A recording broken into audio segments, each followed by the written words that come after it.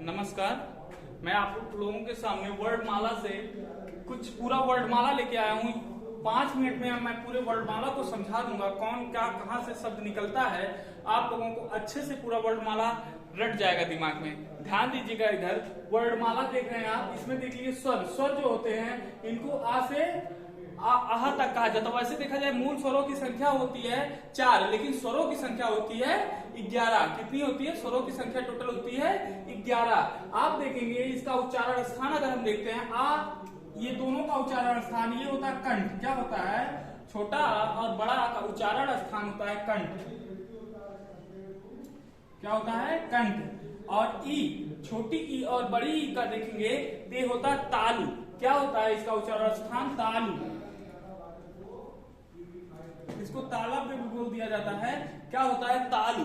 ये दोनों देखेंगे तो होते हैं तालु। और उसके आगे चले जाएंगे ऊ, इनका देखेंगे तो इनका होता है ओष्ठ।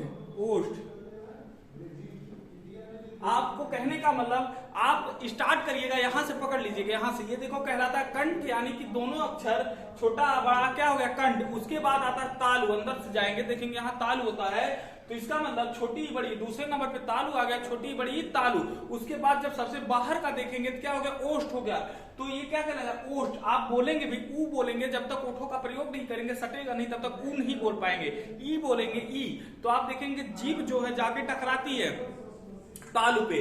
और आ बोलेंगे तो देखेंगे कंठ में क्या होता है? कंपन होता है। कंठ में क्या होता है? कंपन होता है। और उसी तरह इस क्रम में आगे बढ़ेंगे, ये री, और ये री है, ये री वैसे तो देखा जाए इसको अर्ध स्वर की संज्ञा दी जाती है। क्या कहा जाता है? अर्ध स्वर। लेकिन आयोग अर्ध स्वर नहीं, इसको स्वर में ही रखता है। री जो कहां से बोला जाता है? आप री बोल के देखेंगे, जब री बोल के ट्राई करेंगे री री, तो जीभ पलट रही है, पीछे की तरफ पलट रही है, यानी कि कहां जा रही? मूर्धा पे जा रही है। कहां जा रही है?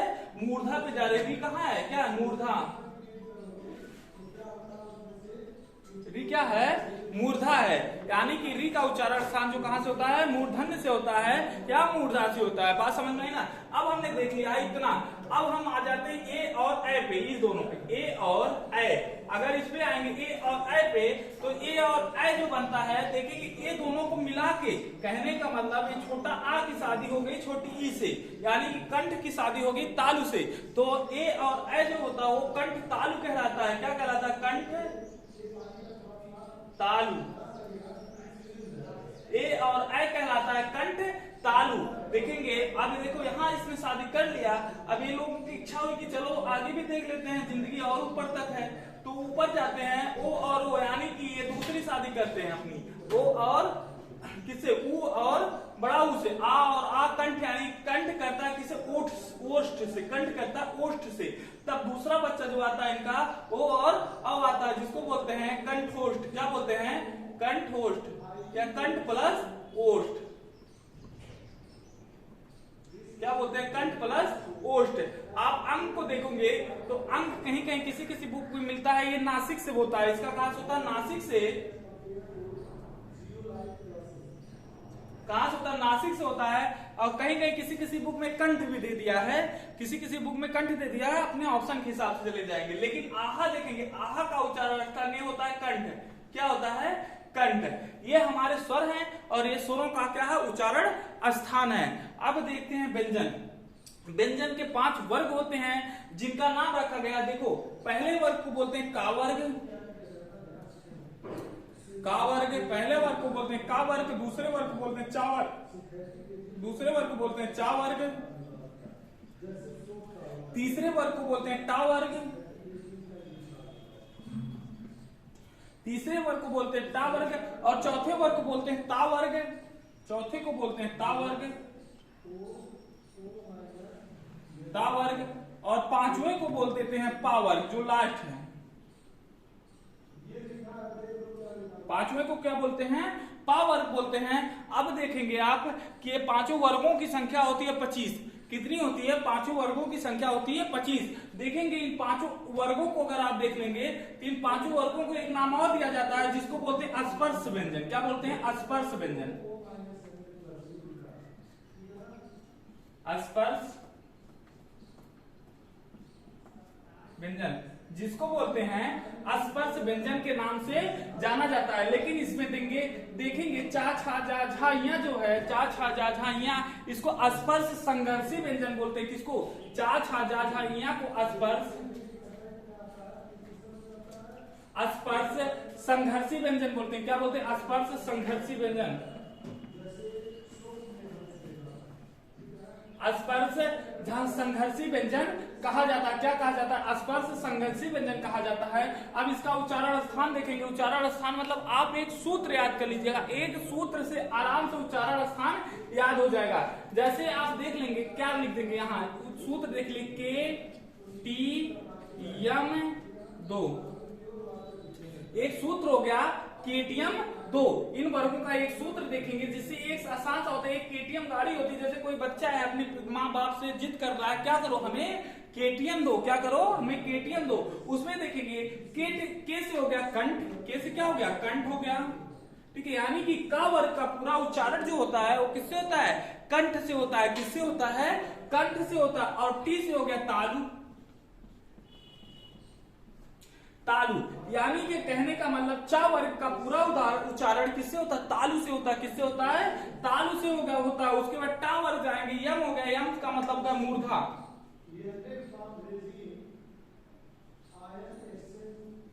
यम का मतलब क्या हो गया? मूर्धा। यानी कि मूर्धन्य से, किससे?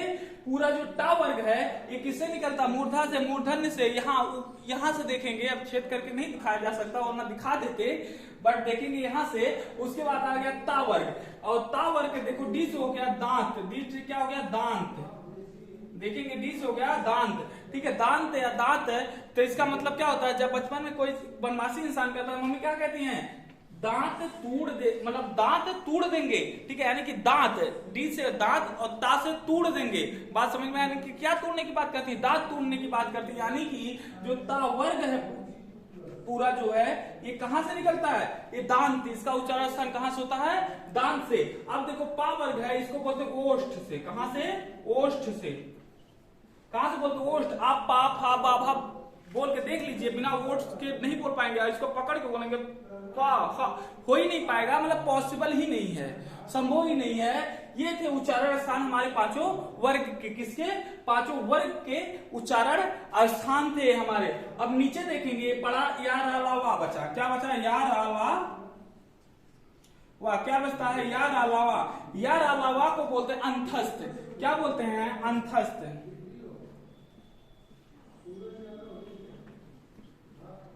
या रा ला वा को बोलते हैं अंतस्थ व्यंजन बोलते हैं। क्या बोलते हैं? अंतस्थ व्यंजन।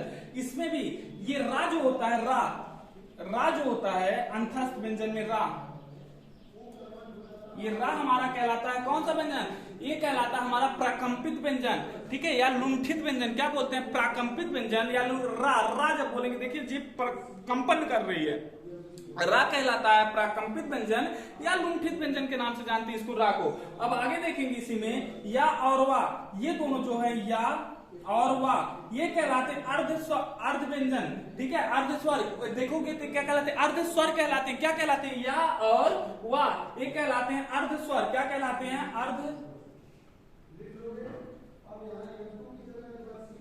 क्या कहलाते हैं? अर्ध स्वर कहलाते हैं। क्या कहलाते हैं? अर्ध स्वर कहलाते हैं। और उसके बाद इसमें बचा ला। ला को हम बोलते हैं, ला को जो नाम दिया जाता है वो पार्श्विक व्यंजन दिया जाता है। क्या कहा जाता है? पार्श्विक व्यंजन। या और वा, यानी कि ये जो या और वा है इसको क्या कहते हैं? अर्ध स्वर के नाम से जाना जाता है। किसके नाम से जाना जाता है? अर्ध स्वर को। लेकिन ये ला जो है, ला को पार्श्विक व्यंजन बोलते हैं। क्या बोलते हैं? ला को पार्श्विक व्यंजन। पार्श्विक स्वर, पार्श्विक व्यंजन क्या बोलते हैं? पार्श्विक व्यंजन, पार्श्विक व्यंजन बोलते हैं। ये चार अंतस्थ के चार हैं, ठीक है, ये चारों को इस नामों से जाना जाता है, इन नामों से जाना जाता है। ठीक, आगे आ गया, फिर आ जाता है ये ऊष्म व्यंजन। क्या आ जाता है? ऊष्म व्यंजन आ जाता है। क्या आ जाता है? ऊष्म व्यंजन।